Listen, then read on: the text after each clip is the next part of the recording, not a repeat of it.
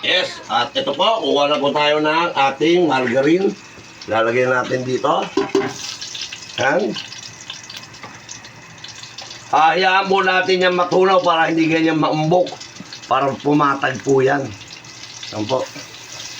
Yan. Ngayon, kukuha rin po tayo ng ating sibuyas. Yan. Yung sibuyas. Baliktad eh, no? Dapat yung sotangon dito niluto dili sotangon, may sabaw. Yan po. Yan.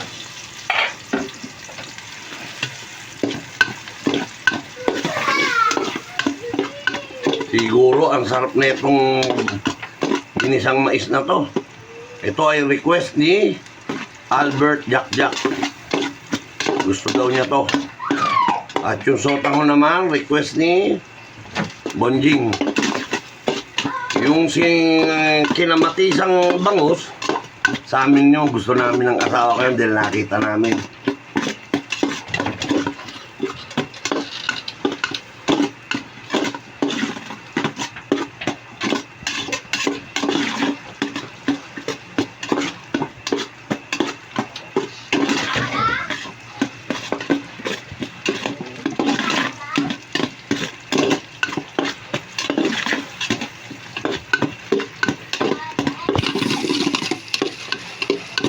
Yan. At ngayon, babawas na tayo dito para sa ating bawang. Yan po. Yan, pinasama natin. Yan yung mga natira para po yan sa ating sotangon. Hindi nakasama dyan yung sa ating kinamatisan. Mamaya na po yung mga bawang nila. Yan po. Ano ko nga? At bago nga pala tayo ganito, matapos natin to, maraming salamat po sa panonood nyo muli. At bago natin tapusin to, binabati ko ulit, happy birthday sa tatay ko. At ganun din po sana, dahil birthday ng tatay ko, babatiin ko po ngayon yung aking mga kapatid na nasa ibang bansa. Babati ko si Apple Francisco Pajardo at ang kanyang asawang si JR Pajardo. At ang kanilang mga baby girl na si Mayo Pajardo at saka si si Malia Pajardo. At ganoon din po sa isa kong kapatid na si J. Francisco at saka si Aubrey na kanyang partner at ang kanilang baby girl na si Sophia. Kamusta kayo lahat dyan? Shout out sa inyo. Paki-like and subscribe po ang ating video. Sana lagi kayong okay. Miss ko na kayong lahat. Ingat palagi. Lalo na dyan sa tatlong baby girl, ha? Ingat kayo palagi, ha? Aral mabuti, ha? Mayo, Malia, and Sophia. And ngayon, nagisa na natin yan, ilalagay na natin ang ating shrimp. Yan. Yan, ang ating hipon, ha? Lalagyan na natin ang ating hipon.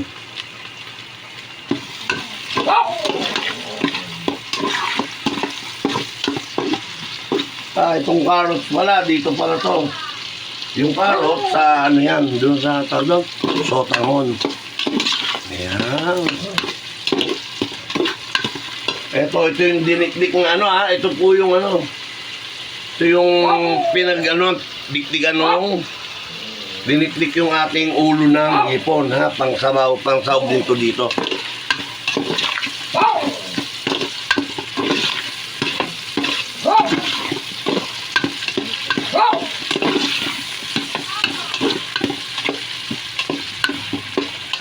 Okay. Sabi ko, ba't hindi dumidilaw? Hindi na pala siya didilaw kasi wala na siyang palang shell. Wala na siyang balat, wala na shell.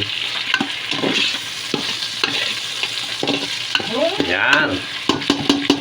Okay, at ngayon, ilalagay na po natin yung ating main ingredients, yung ating mais. Ako, ang sarap. Sariwa dahil kumakatas ang ating mais. Yeah. Ito po, inihiwa na po natin yung ating hipon. At hindi po kasi natin siya isasahog ng buo-buo. At pagkatapos, mamaya bibili pa po tayo ng crab and corn. Yung nor po, yung powder po yon. Para isasama po natin, lumapot-lapot, para lumapot. Yung lumapot na masarap pa, yung ating ginisang mais na may hipon. Ayan po. Ano pa ba? Sahog niyan. Ayan po. At mamaya po, malapit na po na natin itong umpisahan, lutuin. At pero pagka in-upload na po natin to, hindi siguro po natin sila pagsasama-samahin kasi masyadong magiging mahaba yung oras. At po, kasi po, yung ating pong lulutuin ngayon ay bali 3 putahe po. Yung kinamatisan na bangus, ang ating sotanghon, chicken with sotanghon, at may kasamang 10 nilagang itlog, at yung ating ginisang mais. Yan po. Ginisang mais with shrimp. Yan po ang ating lulutuin. At mamaya-maya po, umpisa na po natin. Kaya po pag pinagsama-sama natin po siya, ay baka hindi po magkasya, masyadong humaba. Mangawit kayong manood, patayin nyo kagad. Kaya gagawin natin, every 1 day, isang video, isang upload po. Maraming salamat sa inyo. Happy birthday ulit sa tatay ko. At bago tayo magluto, mag-umpisa magluto, mag-video, may babatiin tayo mamaya ulit. Siyempre, birthday ng tatay ko. Babatiin natin ang aking mga kapatid ulit. Mga kapoging ninong, eto po tayo muli. Papakita ko po ngayon sa inyo yung ating lulutuin. Kung magtataka kayo bakit maraming mga sabaw, kasi yan po yung mga chicken broth natin. Sasabaw natin yan sa sotanghon. Ito pong mga to para sa ingredients ng sotanghon. Itong ating chicken breast, hihimayin po yan. Ito yung ating sotanghon. At yung ating chicken ball. Chicken ball ba? Tama ba? Ayan, chicken ball. Yan po. Chicken ball. At pinakukuluan yung ating 10 itlog na nilaga. Ilalagay din po natin sa ating sotanghon. At ito po, dito po manggagaling yung sibuyas, bawang, para na po yan sa ating sotanghon at sa ginisang mais. Ginisang mais, meron po tayong crab corn, tsaka yun yung ating corn, dahon ng ampalaya, malunggay, carrots, hipon, at ang sabaw ng ating hipon, at yung ating panggisa na margarine. Yan po. Ngayon po, sisimulan na po natin. At yung ating kinamatisan naman, hindi na natin isinama rito sa lamesa dahil puno na siya. Mamaya po, pagka lulutuin na rin po natin yon, ipapakita ko rin po sa inyo. Kaya po ganyan, 3 ang ating lulutuin dahil birthday po ng tatay ko. Happy birthday, Tatay Tigas.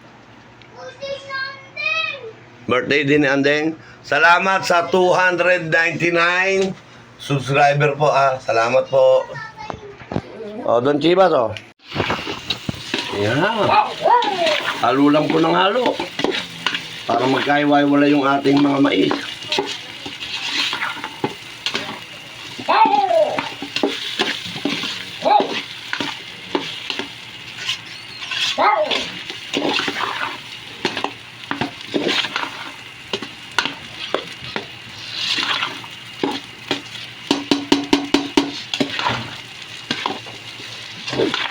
Tulad nung sinabi ko po, hindi po natin to hindi po natin siya i-upload ng ng magkakasama. Yung bawat isang putahe, isang araw po natin kasi po, baka masyadong mahaba. Ano po. Ngayon, lagyan na po natin siya ng ilagay na po natin yung ating sabaw ng hipon, pinagkatasan ng hipon. Yan. Yan. At pagkatapos, lagyan natin ng konting chicken broth. Yan. Bawasan natin yung bawasan natin yung sa ano, sa dito, sa sotanghon. Yan. Yan po. At pagkatapos tatakban po natin siya, babalikan natin yung pagkulo. Habang tinatakban po natin yan, hinintay natin ay kukutawin po natin yung ating crab and corn. Kukutawin po natin yan. Lalagyan na po natin yan ng ating mga ingredients. Kaya ginugupit ko na po para sabay-sabay na po natin yan ihulog. Yan. Ito po ang ating... Ay, teka muna. Sorry, bubuksan natin ha. Ito na po. O yan ha, kumukulo na ha. Lagyan natin ng Ajinomoto. Araw-araw ginagamit. Pampasarap sa pagkain. Hindi ilalahat. Ajinomoto, baka naman ha. At isa pang Ajinomoto. Ang ating ginisa mix. Baka naman, Ajinomoto. Ilagay lahat. At ang ating... ano tawag dito? Hipon cubes, ha? Yan. Yan po, ang ating hipon cubes. O, yan, ang ating hipon cubes, ha? Lalagyan natin, ha? Yan, ang ating hipon cubes. At ngayon, kukunti ang ating sabaw. Lalagyan pa natin yan. Ayan po. Lagyan pa natin ng konting sabaw, ha? Kukunti, o. Yan. At ang ating paminta. Alisin natin yung stapler. Baka sumama sa bituka natin yan. Okay. Yan. Pag nakakat na, tsaka na natin lagay lahat. Yung bayan, basta nilagyan natin ang paminta. Conforme po yan sa panlasa nyo kung gaano karami gusto nyo. At ang ating pesos. Kayo na rin po ang bahalang tumantya kung gaano kaalat ang gusto nyo dahil hindi na po tayo mag-aasin. At ngayon, ito yung ating pampalasa. Yung to'y kanina, yung nakita nyo, tinunaw na natin. Yung ating crab and corn. Diba? Yan po. Yung ating crab and corn. Yan. Yung ating crab and corn. Medyo babalawan natin yung pinagaluhan. May mga natira pa, sayang. Ang mahal niya, 50 plus. Nanginginig na ang kamay ni Poging Ninong. Gutom na po. Maaga po tayong namalengke. Pagkatapos ngayon, nagluluto. Okay. Babalikan po natin yan. Paglalagay na po natin yung ating mga gulay. Ilalagay na po natin yung ating malunggay. Yan po. At malapit na po tayo mag-finish cooking dito sa ating ginisang mais. Mali ako, ang bala ko pala kagabi, 2 kalan, sabay ko na niluluto, no? At mali. Para isang upload lang. Next time, pag 2 lulutuin natin, ganun.